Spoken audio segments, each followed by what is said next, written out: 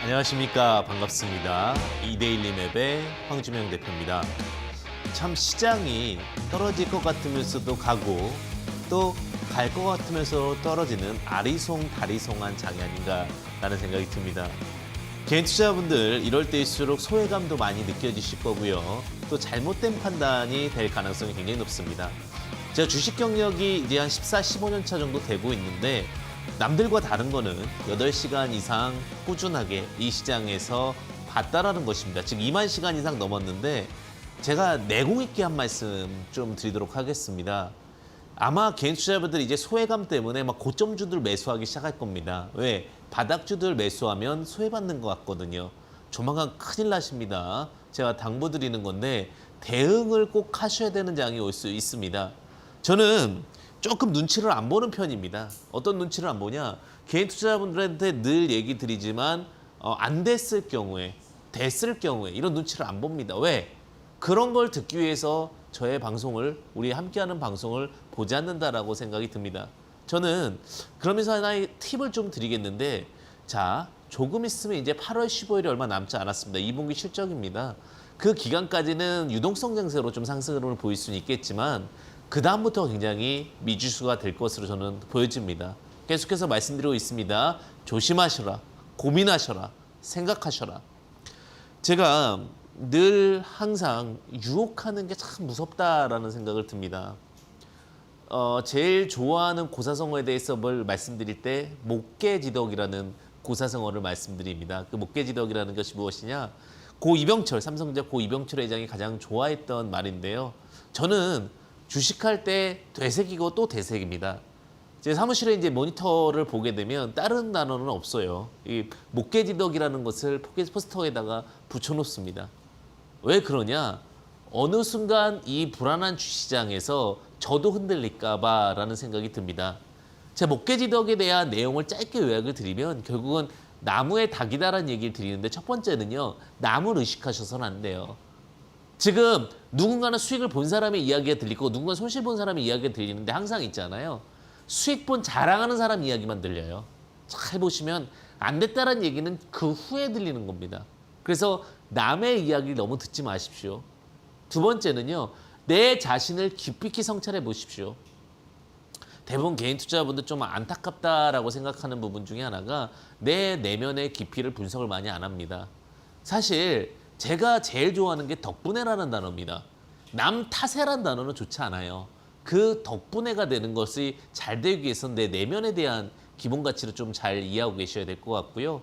마지막으로 이러한 부분들이 잘 만들어졌을 때 과연 나의 행동이나 액션, 표출되는 것들이 정말 신중하게 표출됐는지에 대한 부분들을 체크하셔야 될 것 같습니다. 즉, 남의 이야기에 흔들리지 않으면서 내 내면을 다스리고 정확한 행동, 이것이 결국 주시장에서 수익을 볼 수 있는 가장 큰 방법이다라고 이야기를 좀 드리고 싶습니다. 그게 안 되면요, 이 주시장에서는 사실은 어렵습니다. 사실 이 주시장에서 내 마음이 항상 갈대처럼 흔들리고 남이 보이고 그렇게 되는 순간 저는 이 주시장은 졌다라고 평가를 합니다. 제가 왜 이런 안타까운 이야기들을 드리냐면 어느 순간 너무 현란한 이야기들이 오고 가고 있습니다. 너무 말도 안 되는 이야기들이 오고 가고 있어요.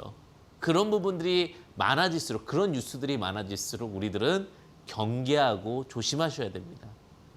제가 이 15년 동안의 사이클을 계속 보면서 느끼는 게 하나가 있습니다.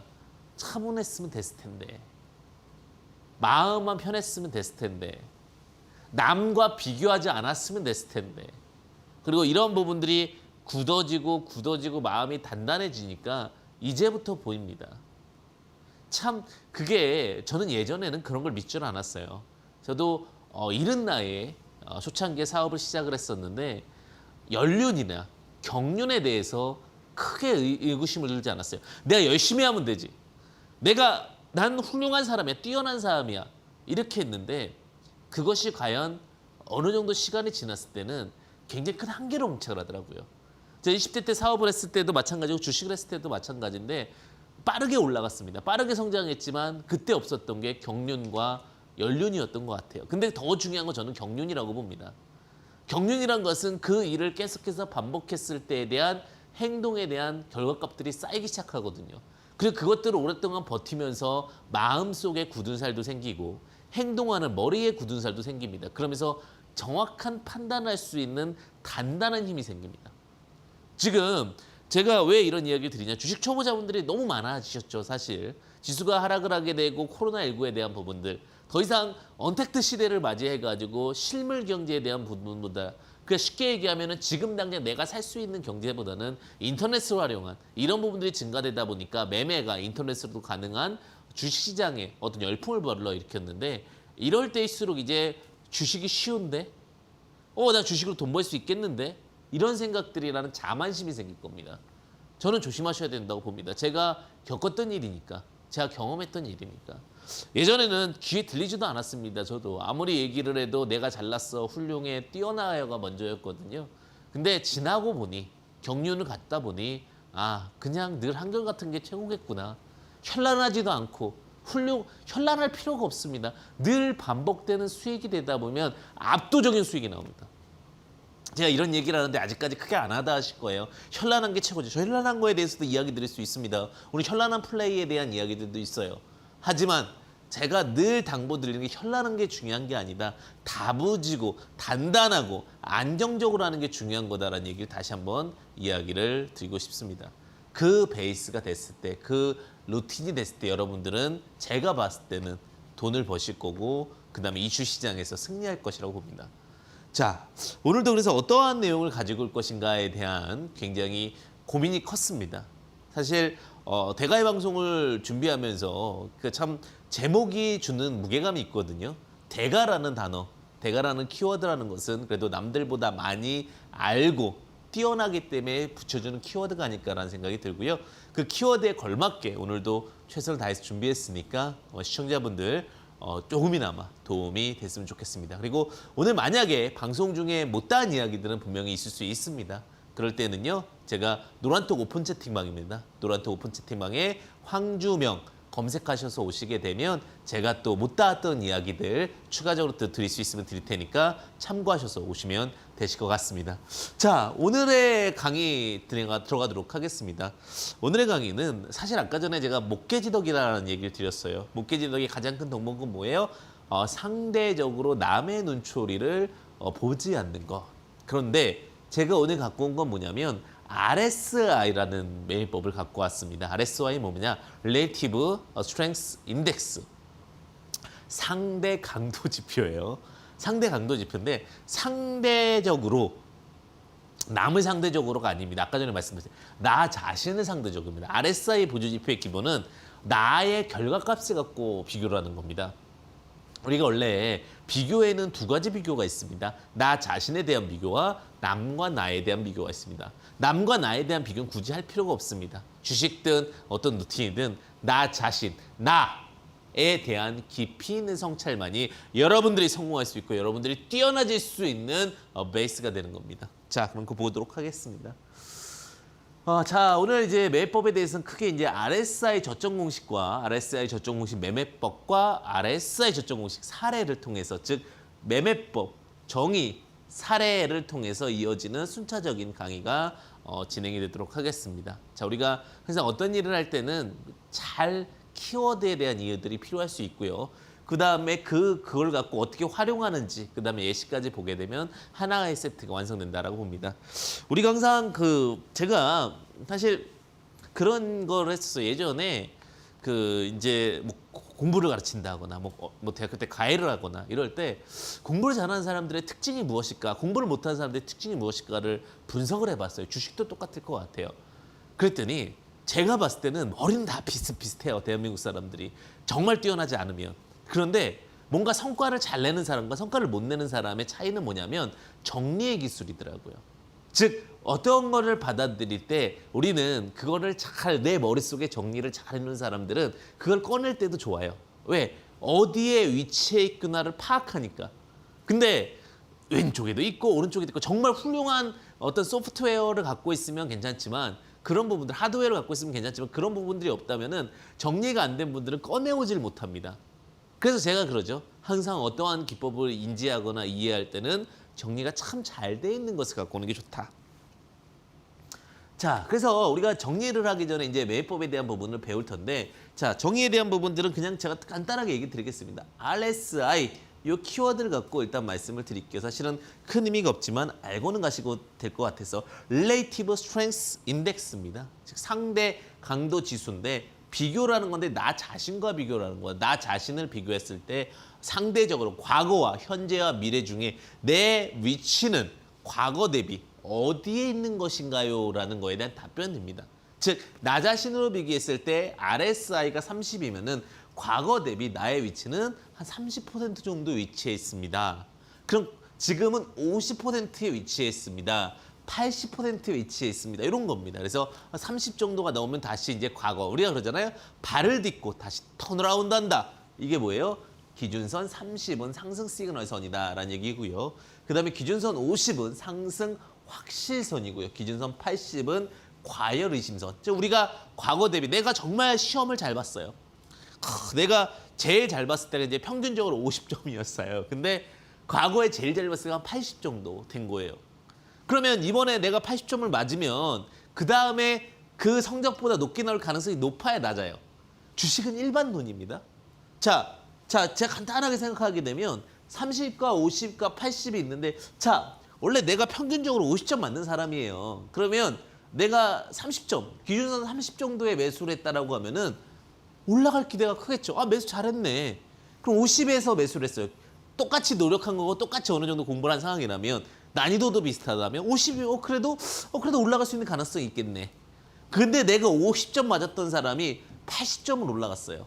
그럼 어떻게 됐어요? 이제 의심을 하겠죠. 내가 다음에도 80을 맞을까? 그래서 의심선이 되는 거죠. 저 이름을 만든 겁니다. 그래서 시그널선.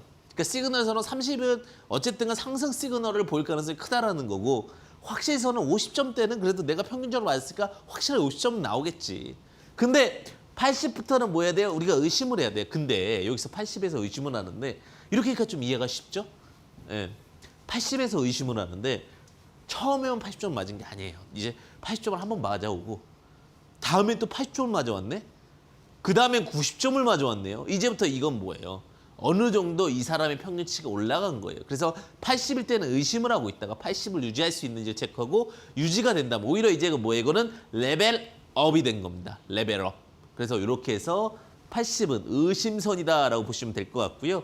그 다음에 이제 91선은 RSI 상에서 상승 확실 구간이다라는 표현이 있습니다. 자, 여기 무슨 말이냐? 이동평균선을 그려보면요. 이동평균선은 일반적으로 크게 이렇게 구분이 됩니다. 이동평균선은 20일이라는 이동평균이 있고요. 60일이라는 이동평균이 있고요. 그 다음에 120일이라는 이동평균이 있고요. 자, 그러면 우리가 일반적으로 생명선이라는 라이프선이라고 하는 것이 뭐냐면 60일선입니다. 자, 그래서 종목 괜찮은데 60일선 언저리에 있으면 제가 매수해도 괜찮습니다라고 해요. 60일선 언저리에 이 자리에 있으면 나중에 생명을 심폐소생할 수 있는 자리라는 거예요. 종목이 괜찮은데 60일선 밑에 있다, 60일선 근처에 있다, 근데 그 종목이 턴어라운드하고 다시 갈 수 있다. 그럼 뭐예요? 그냥 매수하시면 된다고요. 제 개인적 관점으로 봤을 때는. 자, 근데 120일은 6개월이에요. 60일은 3개월이에요. 그럼 60일과 120일의 중간점은 뭐냐? 90일이에요. 4.5개월입니다. 이해 가십니까? 자, 그래서 60일선과 120일선의 중간점을 잡는 것이 우리는 매매 트레이딩의 가장 기본이 될 수 있다. 그래서 그럼 90일선은 왜 나온 겁니까? 뜬금없이. 이거는요. 어떤 원칙이 없어요, 사실. 저는 있는 그대로 말씀드리거든요. 이게 시간이 지나다 보니까 그냥 있는 솔직하게 말씀드리는 게 마음이 편하더라고요. 매매를 하다 보니까 불편한 진실은 뭐냐면 주식도 마찬가지예요. 제가 가끔 개인 투자자분들한테도 그렇고 종목적인 부분도 이렇게 좋을 수 있습니다라고 말씀드리잖아요. 그러면 어떤 분들은 그래요. 좋은 얘기만 하는 분들도 계시고 또 어떤 분들은 나쁜 얘기만 하는 분들도 계세요.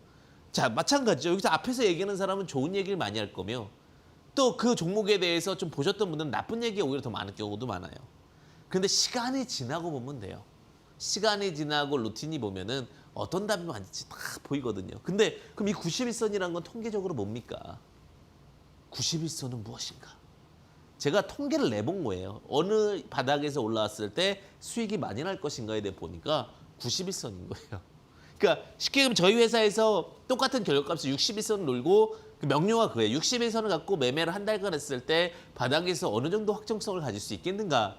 저희만의 어떤 노하우로 91선을 갖고 91선이 돌파했을 때 얼마만의 확정성을 가질 수 있겠는가. 121선을 갖고 121선이 돌파했을 때 얼마만큼 확정성을 가질 수 있겠는가. 이거거든요. 근데 해보니까 이게 최고라는 거예요. 제가 보니까. 바닥에서는. 그래서 이 로직을 갖고 하는 겁니다. 이거는 어쨌든 간 제가 그런 것도 있는 것 같아요. 우리가 항상 경험의 반복성이라고 그러죠. 통계적으로, 어떤 반복적으로. 사실 딱 떨어지는 게 최고죠. 저는 옛날부터 딱 떨어지는 걸 되게 좋아했어요. 근데 딱 떨어지는 것도 있겠지만 확률이라는 게 있어요. 확률. probability. 확률을 갖고 하는 게 굉장히 중요하다고 보는데 확률적으로 높은 부분을 체크하는 거. 결국 그게 저는 주식이라고 봐요. 저는 어떤 개인 투자자분들은 그럼 이거는 갬블링 아닙니까? 도박 아닙니까? 근데 잘 보세요. 어떠한 부분에서 반복적으로 확인을 하는 거. 그것이 왜 중요하냐. 우리가 가게를 운영한다고 생각해 봅시다. 가게를 운영하는데 제가 예전에 사업을 하면서 저도 고민을 하다가 항상 저는 그래요. 공감할 수 있는 이야기들이 참 중요하다고 그러는데 제가 조금 놓친 부분이 하나 있었어요. 과한 저에 대한 자신감? 그런 것 때문에 그냥 입지 분석을 안 했어요. 입지 분석을 안 하고 그냥 오픈을 했습니다. 제가 체인점에 대한 꿈이 있어서 예전에 한번 오픈을 해봤어요. 오픈을 했는데 뭘 안 했냐? 사실은 거기에 소통되는 인구에 대한 분석만 있었지 수요 니즈에 대한 분석이 크지 않았습니다. 그러니까 유통인구와 유동인구와 그거에 대한 니즈 수요에 대한 부분은 달랐던 거예요. 그러니까 거기서 조금이라도 물론 저는 손실을 본 적은 없습니다. 하지만 조금이라도 더 니즈에 대한 분석이 있었으면 사업성이 더욱더 좋았겠죠. 주식도 마찬가지예요. 여러분들도 여러분들만의 방법이 생길 수가 있어요. 왜? 가장 잘 통하는 니즈를 시장에서 갖고 왔다면 그게 기법이 되는 겁니다. 우리가 완벽한 답이 있는 기법은 있다, 없다, 없습니다. 하지만 내가 수없이 반복하고 수없이 체크해서 방법적인 부분들을 우리는 체크한다. 이렇게 보시면 될 것 같아요. 자, 근데 우리가 이런 관점까지 봤어요, 이제. 그럼 어떻게 매매하냐? 자, 이제 91선이라는 것도 어떻게 보면 반복된 습관적인 일이다라는 얘기를 드렸었죠. 자, 30 이하. 내가 50점 맞았던 사람이 30 이하로 내려갔다가 다시 올라와요. 그러니까 10점, 20점 뭔가 문제가 있었던 거고 30점 이상으로 올라오면 다음에 어떻게 될까요? 상승할 거에 대한 기대치가 훨씬 더 커지겠죠. 그런데 그 상황에서 우리가 이동평균선입니다. 이동평균선의 91선을 우리가 돌파하는 부분으로 확인합니다. 이거 굉장히 또 메리트가 있는 거죠. 그리고 그것이 뭐예요? 다시 한번 더욱더 확실하게 50 이상을 돌파하면서 예전의 체력, 기초 체력을 찾는다. 그럼 그러한 자리에서 자, 돌파하기 기준봉으로 거래량 92평. 자, 91평을 돌파했는데 이 기준으로 91평 손절 라인 잡고 손절 라인 이탈하지 않으시 우리는 뭐라고 표현합니까? 우상향 추세, 상승 추세라고 부릅니다. 우상향 추세, 상승 추세. 여기까지 되셨죠? 자, 이제 요거를 백문이 불여일견 차트 보면서 한번 말씀드릴게요. 자, 웹제인이라는 종목. 제가 방송에서 말씀드렸던 종목입니다. 웹제인 종목. 근데 왜 말씀드렸냐? 제가 이제 웹제인이라는 종목을 딱 봤는데 여기 지금 밑에 이제 RSI라고 이렇게 떴죠, 그죠? RSI. 자, 지금 제가 찐하겠습니다. 여기 39간, 자, 여기 59간, 여기 79간입니다. 버튼을 누르면 나오는데, 자, 여기 지금 91선 위로 딱 바닥에 돌리는 거예요. 그래서 뭐 했었죠? 고민하죠, 저는. 정말 이게 91선 위에서 올라갈 수 있을 것인가에 대한 깊은 고민이죠. 그냥 고민 아니고 깊은 고민. 근데 내용을 확인해 보니까 뮤라는 게임이 있는 거예요. 뮤라는 게임이 있고 왠지 중국 판호에 대한 기대감도 언제든지 이슈가 될 수 있을 것 같은 거예요. 그래서 제가 여기서부터는 뭐예요? 턴어라운드가 되겠습니다라는 이야기를 드렸습니다. 아니나 다를까 주식이 계속 이렇게 레벨업을 하면서 올라가죠. 차분하게, 여유롭게, 급하지 않게. 그렇다 하더라도 17,500원에서 3만 원, 약 70% 정도, 60, 70% 정도의 상승이 나왔습니다. 이게 뭐예요? 내가 내려놓고 차분하게 매매하는 겁니다. 근데 그 차분하게 되는 원칙은 뭐예요? RSI가 이제 30 밑에서 내려갔다가 50단계로 올라오면서 91선을 돌파한 거죠. 그리고 나서 이렇게 좀 과열도 나오긴 했지만 어쨌든 이런 부분들이 좀 신뢰 있는 내용. 이제 이 사람은 70 맞을 수 있는 내용까지 됐기 때문에 오히려 뭐 70일 때 한 번 정도 매도할 수 있겠지만 우상향에 대한 기대치와 함께 쭉쭉쭉 들고 갈 수 있었던 거죠. 이게 뭐예요? 매매에 대한 가장 기본적인 원칙 로직입니다. 저는 그러니까 주식을 하면서 급하게 할 필요 없다고 생각하는 주의자 중에 하나예요. 물론 단타에 대한 트레이딩에 대한 방법도 있겠지만 차분하고 여유롭게 이게 참 중요하거든요. 제 주변에 이제 주식으로 성공하신 분이 있고요. 주식으로 성공하지 못한 분이 있어요. 저는 이제 많은 분들을 뵙고 이야기를 드리는데 주식으로 성공하신 분들은 대부분 내 종목에 대해 말이 별로 없어요. 잘 생각해 보세요. 정말 주식으로 크게 돈 버신 분들 있죠. 근데 주식으로 조금 돈 버신 분들은 뭔가 뭐라고 할까요? 뭔가 좀 이렇게 마음이 급해요. 제가 이건 현실적인 이야기예요. 근데 최근에도 주식으로 성공하신 분이랑 같이 간단하게 약주 한잔을 하는 일이 있었는데 굉장히 차분하세요. 근데 어땠을까요? 결국값은 굉장히 퍼펙트하고 훌륭했습니다. 자, 웹젠도 마찬가지고 그래서 딱 매수해 놓고 내일을 보고 있는 거예요. 보고 있다가 우수한 수익을 함께 가져가시면 되는 거죠. 다음 한번 볼게요. KN키트. 이것도 방송에서 얘기했던 종목인데 수소차 관련된 종목. 이거 안 간 것 같습니다라고 했더니 이거는 대장주가 아니에요. 안 갈 것 같아요. 누가 이렇게 남겨주셨었는데 그럴 수 있죠. 제가 그럴 수 있으니까 올려드린 겁니다. 근데 우린 그럼에도 불구하고 왜 갈 수 있는지에 대한 로직을 보시자고요. 왜? 91선이 올라갔으니까. 91선이 올라가고 나서 요게 이제 기다리기가 싫은 거죠. 어떻게 보면. 예, 이제 바닥을 찍고 나서 나는 바닥을 찍고 행보한다. 아, 이 종목은 이제 안 좋은가 보다.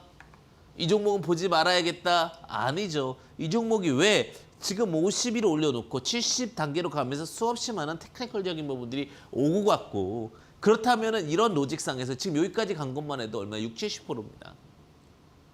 주식은요. 차분하고 여유로우면서 좋은 종목을 갖고 있으면 결국 승리합니다. 제가 누누이 여러 번 말씀드리는 부분이 뭐냐면 경험이라는 부분들 그리고 이것들을 반복적으로 봤다라는 부분들은 굉장히 핫한 이슈가 될 수가 있습니다. 자, 수소 모빌리티라는 건데 결국 수소 관련된 종목들에 대한 상승 흐름이 굉장히 좋습니다. 훌륭합니다. 디지털조선. 이것도 제가 말씀드렸죠. 자, 제가 일부러 말씀드리는 종목들을 갖고 오는 거예요. 왜냐하면 제가 말했던 거랑 그다음에 다르면은 또 여러분들 이해가 안 되실 수 있으니까 디지털조선도 제가 정치 테마주로 두각을 받았는데 이때는 조금 아쉽더라고요. 제가 봤을 때는. 자, RSI는 올라왔는데 이 자리에서 다시 한번 치고 거래량이 붙는 거 보면서 자, 여기서 한번 일단은 말씀드렸어요. 자, 여기서 말씀드리고 지지대 형성되고 날라갔죠.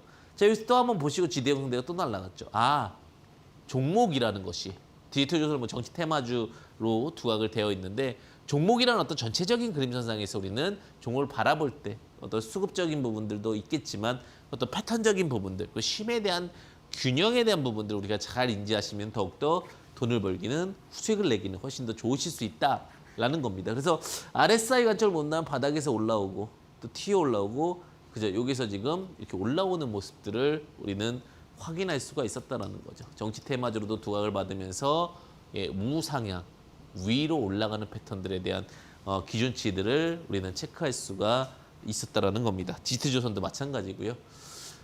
자, 슈비스라는 종목. 이건 이제 다시 올라갈 수 있는 가능성. 우리가 항상 지나간 종목들만 보면 좀 그렇잖아요.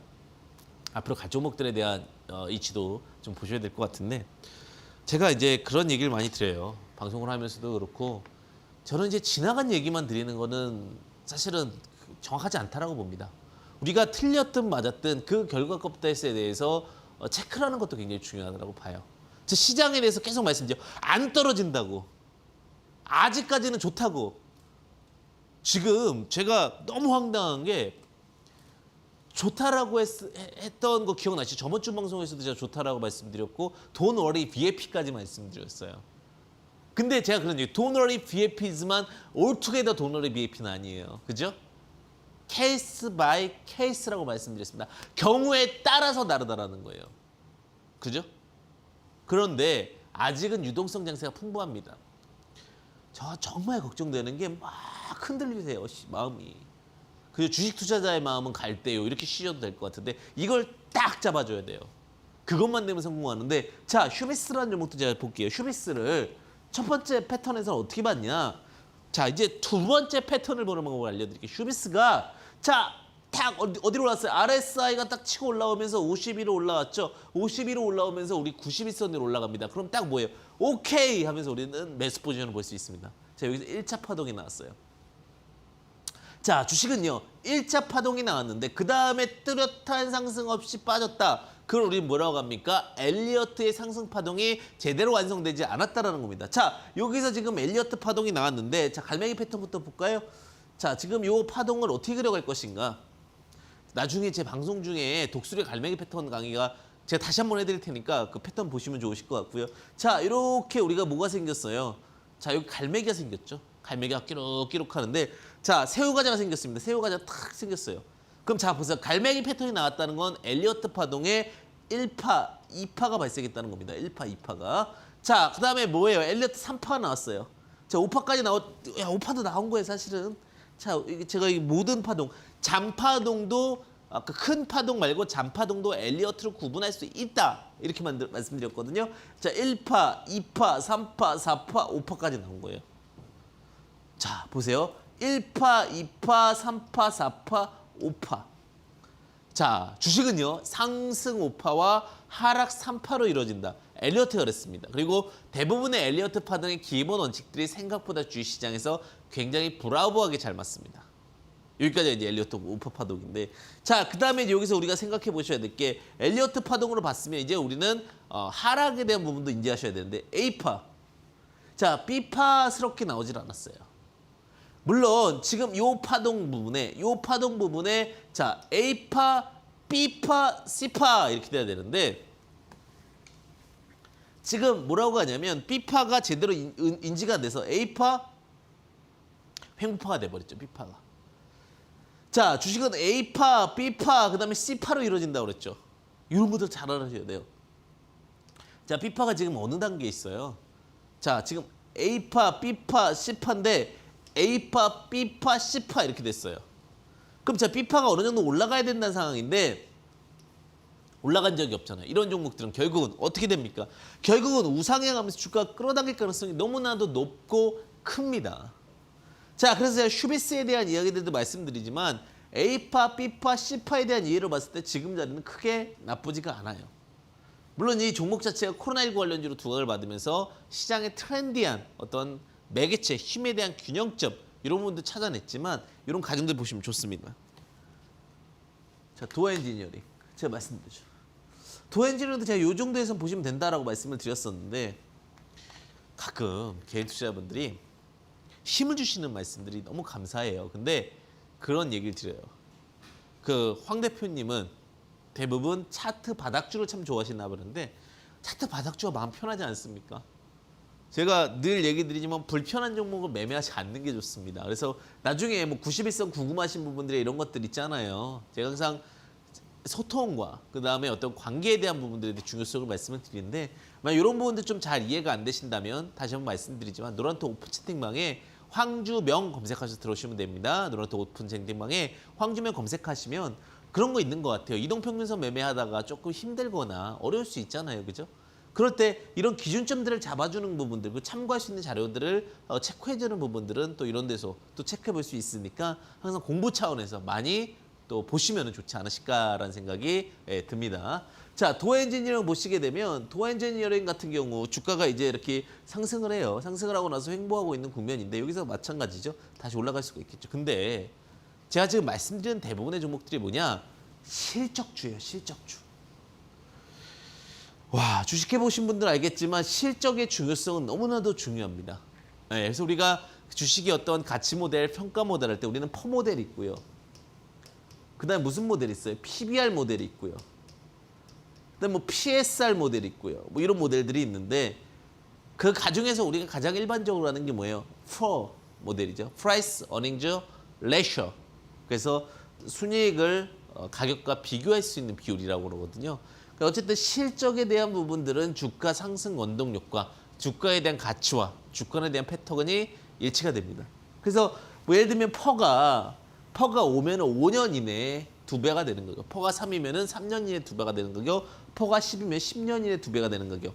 우리나라 같은 경우는 이제는 퍼가 10 밑에 9 정도라고 말씀드립니다. 9 정도가 적정 가치라고 얘기해. 퍼 정도가 적정 가치라고 얘기하는데 그게 뭐냐면 회수 기간이에요. 내 종목이 100% 회수되는 기간이 몇 년이냐. 근데 도화 엔지니어링 같은 경우는 실제로 계속해서 좋아지면서 다시 한번 이런 회수 기간이 줄어들게 되고 그렇게 되면 뭐가 됩니까? 주가에 대한 가치가, 주가 상승률에 대한 기대 가치가 훨씬 더 높아질 수 있다는 겁니다. 그래서 이러한 어떤 포인트까지도 우리는 체크해보고 적용해보시고 생각하셔서 접근하셔야 된다는 부분 참고해보시면 좋으실 것 같습니다.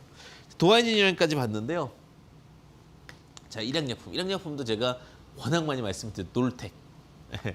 굉장히 많이 말씀을 드렸던 종목이 하나가 일양약품이 아닌가라는 생각이 들어요. 자, 사실은 일양약품이 코스피 200 종목이었습니다. 코스피 200 종목이었고 주가가 많이 빠진 상황이었어요. 그래서 개인 투자자분들 이 종목은 소외되었구나, 이 종목은 위험할 수 있구나 이렇게 해서 접근이 됐는데 자 보시게 되면은 이제 슬슬 뭐가 올라와요? 91선이 올라옵니다.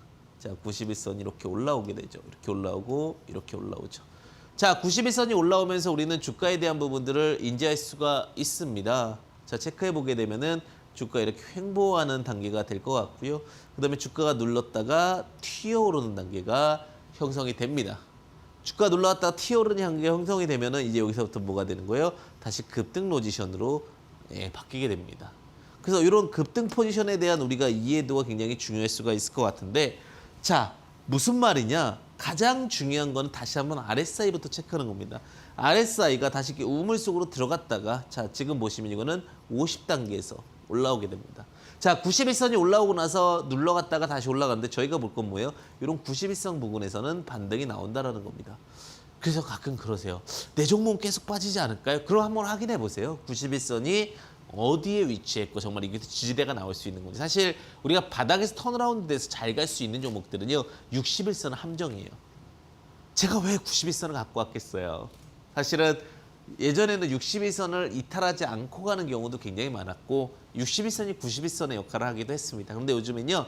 개인 투자분들 61선을 너무 많이 알다 보니까 이걸 깼다가 올리는 경우들이 많아요.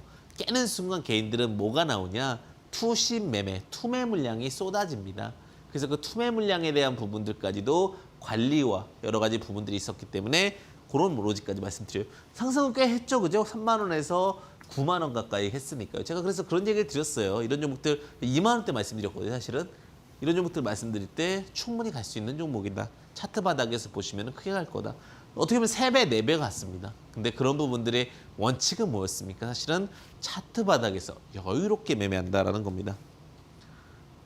자, 근데 제가 OBV 하나만 더 체크 드릴게요. 지금 여기까지는 뭐 어려운 부분 없죠? 예, 간단하게 말씀드리면 간단하게 잠시 갈까요? RSI에 대한 부분들을 보시고 RSI가 30에서 자 50에서 70의 가정으로 보게 되고요. 30에서 바닥을 찍고 돌아설 때 자 52로 올려놨을 때 우리는 마음의 안정감을 갖습니다. 그래서 마음의 안정감을 갖고요. 그다음에 마음의 안정감 이후에는 70에 대한 턴어라운드를 갖게 되는 거죠. 그 부분 중요할 수 있을 것 같고요.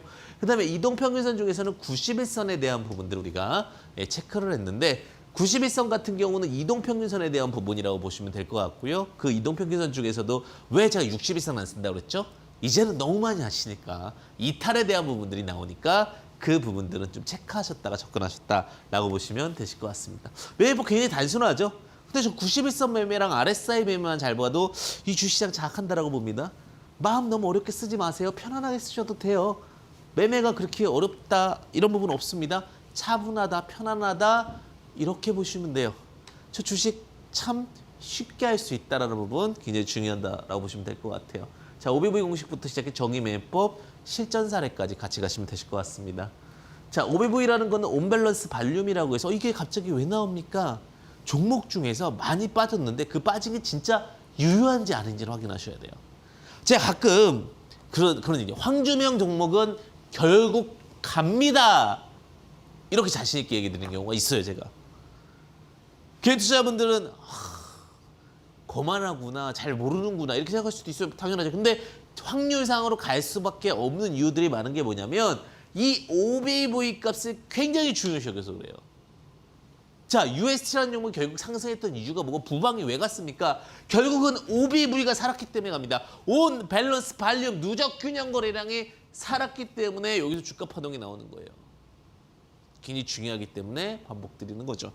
자, 거래량이 주가에 선행한다는 전례를 누가 발명했어요? 그랜빌이 발명했습니다. 그랜빌이 개발했다라고 보시면 될 것 같아요. OBV 기준으로. 자, 계산법은 단일 종가는 전일 종가보다 높으면 거래량 다 밀어줘요. 플러스 몽땅. 단일 종가는 전일 종가가 낮으면 당일 거래량을 감하고요. 단일 종가와 전일 종가 같으면 제외한다. 쉽게 얘기하면은 플러스일 때, 그러니까 종가가 상승했을 때 모든 거래량을 다 더해주고요. 종가가 감소했을 때 거래량을 빼주기 때문에 주가가 빠지는데 거래량 없이 빠지면 OBV가 빠져요, 안 빠져요? 안 빠져요. 그럼 뭐예요? 아, 세력 자금 이탈이 없구나. 상승할 때 돈이 들어온다는 건 결국은 뭐예요? 자금 이탈이 없기 때문에 OBV가 제대로 살려있는 종목은 나중에 뭘 얘기한다? 급등을 예고한다. 굉장히 중요한 얘기죠. OBV가 잘 유지된 종목은 뭐가 된다? 다시 한번 하락했어. 자금 이탈이 없기 때문에 급등을 예고한다는 겁니다. 그래서 말씀드리는 게 이 OBV에 대한 부분들을 확인하셔야 되는데 이거 좀 체크해 드릴게요. 차트가 바닥에서 횡보한 7에서 10캔들 정도 하면서 거래량이 22선이 하락하고 자, 거래량이 줄어드는데 OBV가 우상향을 오히려 상승합니다. 자, 그럼 행복 캔들의 매물대 돌파 시 매수 시그널이라는 건데 무슨 말이냐? 쉽게 얘기하면 바닥에서 보면 거래량이 이제 점차 감소해요. 바닥에 거래량 감소는 더 이상 뭐가 없다는 거예요? 매도가 없다는 겁니다. 자, 바닥에서 오히려 상승해서 그 거래량 감소는 매수가 없기 때문에 빠지는 거고요. 바닥에서 거래량 감소는 오히려 매도가 없기 때문에 거래량이 떨어지는. 그래서 뭐예요? 거래량 보조 지표가 지금 빠지고 있죠, 이렇게. 근데 OBV는 오히려 큰 자금에 대한 이탈 없었고 OBV 놓고 올라가요. 지금 거래량은 빠지는데 상승할 때에 대한 포지션만 그런 부분들만 수급이 들어오면서 가다 보니까 이러한 로직에 대한 부분들이 완성이 되는 겁니다. 저는요, 항상 똑같은 이야기를 드려요.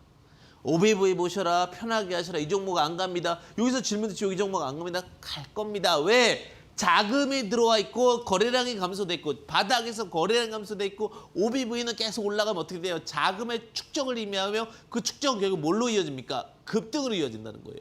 이러한 로직들에 대한 포인트가 굉장히 중요할 수 있다. 자, 지수 볼게요.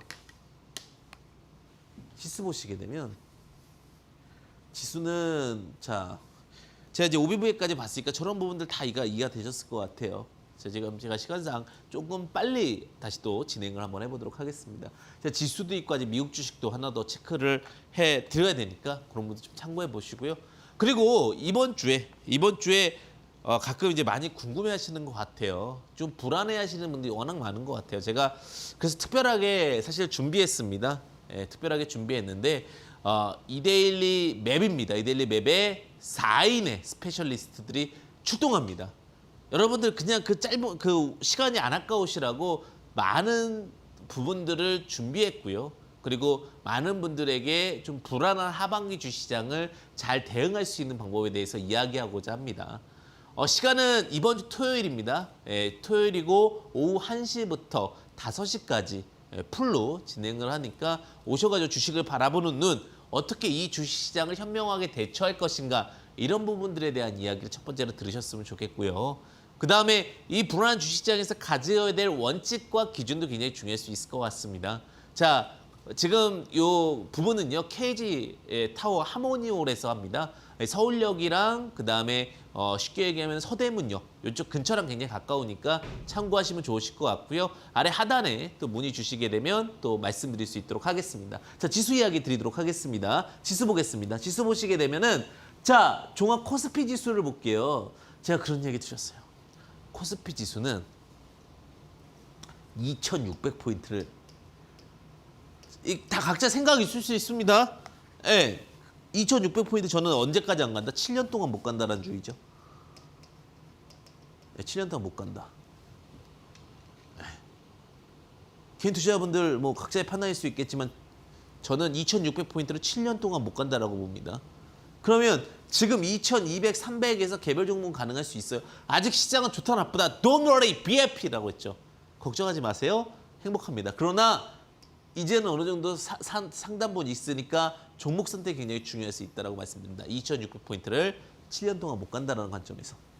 자, 지수에 대한 부분도 이렇게 좀 체크가 됐어요. 근데 코스닥.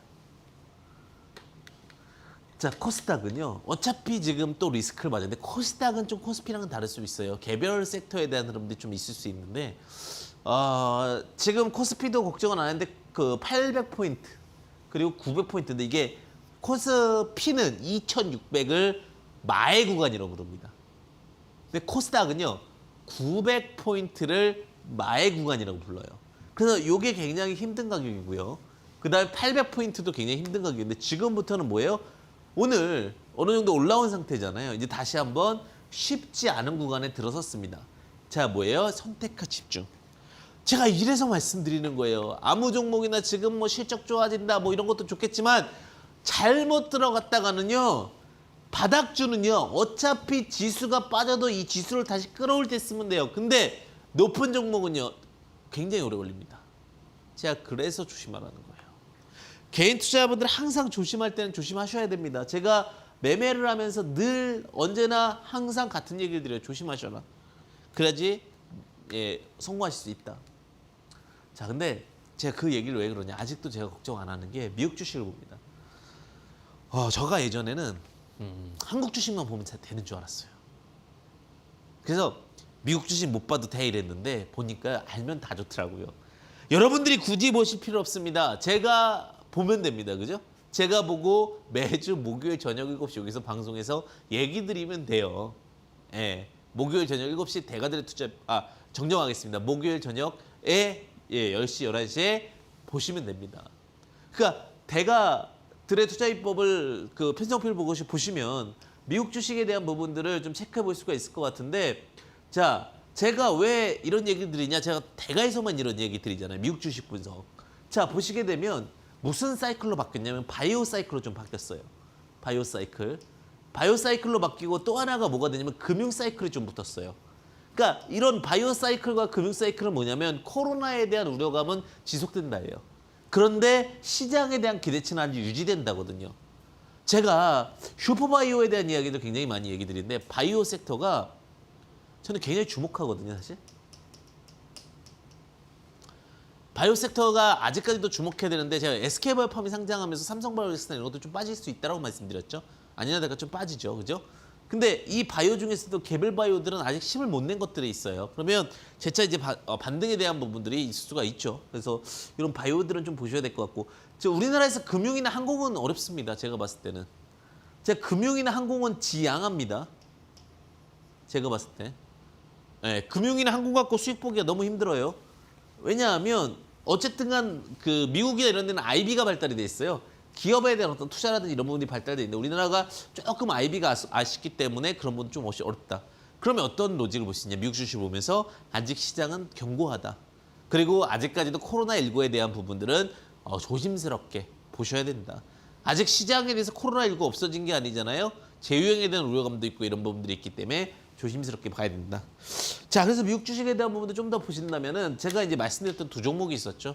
자, 보시면은 제가 한국 주식도 쉽지만 쉽진 않죠. 근데 한국 주식도 수익 보실 수는 있지만 제 미국 주식은 훨씬 더 유리할 수 있다고 말씀드렸던 게 지금 아마존이라는 종목입니다. 아마존. 아마존은 이제는 뭐 생태계에 진짜 아마존이 되었죠. 예, 이 아마존이라는 종목이 제가 말씀드렸지만 계속해서 올라가죠. 이게 뭐예요? 그 기대치감이 미국 주식은 굉장히 좀 쉽게 반영됩니다. 그래서 이런 어떤 부분들, 배당에 대한 부분들, 물론 세금이라는 부분이 좀 그렇긴 하겠지만 리스크 헤지를 위해서는 미국 주식도 좀 보시면 좋을 것 같고 특히 글로벌을 봐야 되는 겁니다. 주식은요 결국 글로벌한 기업들이 많이 갑니다. 멀리 가고요. 자, 그래서 아마존이 결국 플랫폼, 모든 온라인 쇼핑 플랫폼에 대한 그 굉장히 큰 허브를 갖고 있기 때문에 그런 부분들이 계속 올라가고 있고 아마존에 대한 상승률은 아직도 지속적으로 기대가 될 만큼 어떻게 보면 굉장히 높은 상승률과 시세를 보여주고 있습니다. 그러면서 언택트 시대를 맞이하는 종목들이 결국 간다라는 건데 아마존 같은 경우도 이제 온라인 쇼핑몰이다 보니까 온라인 쇼핑센터에 대한 기대치도 있다 보니까 결국은 그렇게 올라간다라고 보시면 될 것 같아요. 또 하나 보시면은 넷플릭스라는 거를 좀 볼게요. 사실 이 넷플릭스 같은 경우도 저가 굉장히 넷플릭스는 아이디어를 잘 냈다라고 보는데, 왜냐? 컨텐츠에 대한 니즈를 정확히 파악을 하고 있었어요. 왜냐하면 우리가 편당 콘텐츠를 사게 되면 굉장히 부담감을 느낍니다. 근데 어떤 전체적인 모든 것을 볼 수 있으면서 달마다 낼 수 있는 콘텐츠에 적정 가격을 매겼습니다.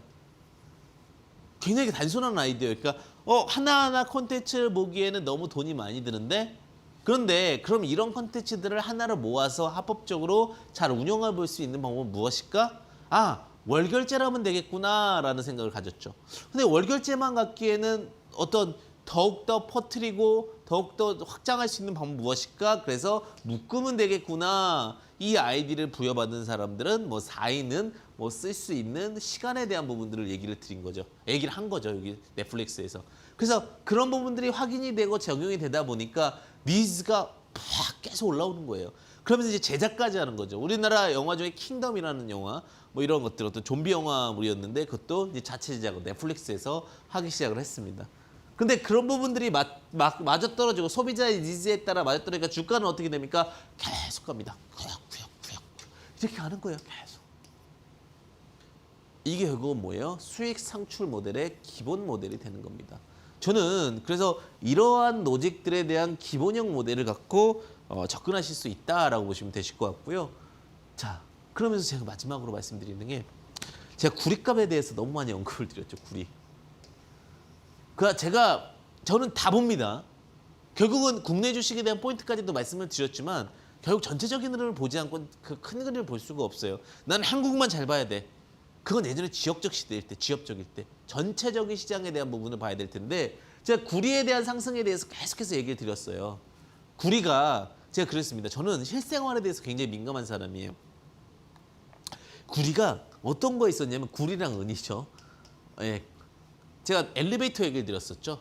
지금 이데일리 엘리베이터도 마찬가지인데 엘리베이터에 스티커 요즘엔 다 붙어 있습니다. 그러면서 이제 헷갈리시면 안 되는 게 항균이 있고 향균이 있어요. 그죠? 항균은 균을 저항한다는 뜻이죠. 그죠? 향균은 그냥 균 대신에 이제 향이 나는 거죠. 냄새가 나는 거죠. 향균은. 자, 근데 구리가 다 스티커만 다 붙어 있으면서 이게 어떤 효과가 있다. 이런 얘기가 있죠. 어떤 효과냐면 균을 좀 사멸할 수 있는 효과가 있다라는 얘기가 있었죠. 근데 그런 부분들도 있었겠지만 구리 가격에 대한 것은 결국은 경기 민감과도 반영이 됩니다. 사실 이 경기 민감에 대해서 반영이 되다 보니까 주가가 어떻게 되는 거예요? 구리도 마찬가지로 상승을 했습니다.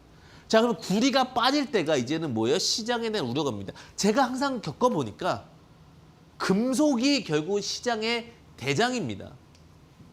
다 겪어보고 다 생각해보니까 금속이 결국 시장의 대장이에요. 금속이. 저는 다른 게 대장이라고 절대 안 봅니다. 왜? 금속이 제일 빨리 가고요. 그 다음에 우리나라가 영향을 받는 게 금속 다음에 빠르게 봐야 되는 게 미국이에요. 즉 미국 보니까 지금 어때요? 금속적인 부분도 올라가고 있고 미국적인 부분들이 좋다. 특히 금융주들에 대한 부동산주들에 대한 부분들이 다시 턴어라운드돼서 올라온다. 그 다음에가 이제 뭐예요? 우리나라 주식이에요. 속도감이에요. 우리나라 주식이 낮다는 게 아닙니다. 속도감적으로 이렇게 보는 거예요. 그러면 이런 종목들 중에서 우리가 오늘 학습했던 것들 중에서 여기서 무슨 기준을 잡으면 돼요? 자, 금속 턴어라운드 됐고 미국 주식 괜찮고, 그럼 우리나라 주식이 턴어라운드 될 수 있는 기준은 뭡니까? 자, 이동평균선 91선입니다. 자, 이동평균선 91선. 그래서 90일 기준으로 해서 바닥에 대한 매매법까지도 좀 같이 체크해 보면은 좋지 않을까라는 생각이 듭니다. 오늘 제가 또 여러분들과 함께 정말 힘있게 여러분들과 함께 강의를 전달드리고자 최선을 다했는데요. 얼마큼 도움이 되실지는 잘 모르겠습니다. 하지만 정말 실전 노하우와 경험을 통해서 여러분들과 함께 하려고 노력을 하고 있습니다. 만약에 오늘 못다한 얘기들은요. 노란톡 오픈 채팅방 황주명 이렇게 검색해서 들어오시면 될 것 같고요. 그래도 좀 안 풀린다 이러신 분들은 이번 주 토요일 날 오후 1시부터 5시까지 오셔서 또 궁금하신 부분들 해소하는 시간 가지셨으면 좋겠습니다. 언제나 이 시장은 힘들고 어렵습니다. 그럴 때일수록 제가 든든한 버팀목이 되도록 하겠습니다. 황금 주식의 명쾌한 타이밍 황주명이었습니다. 감사합니다.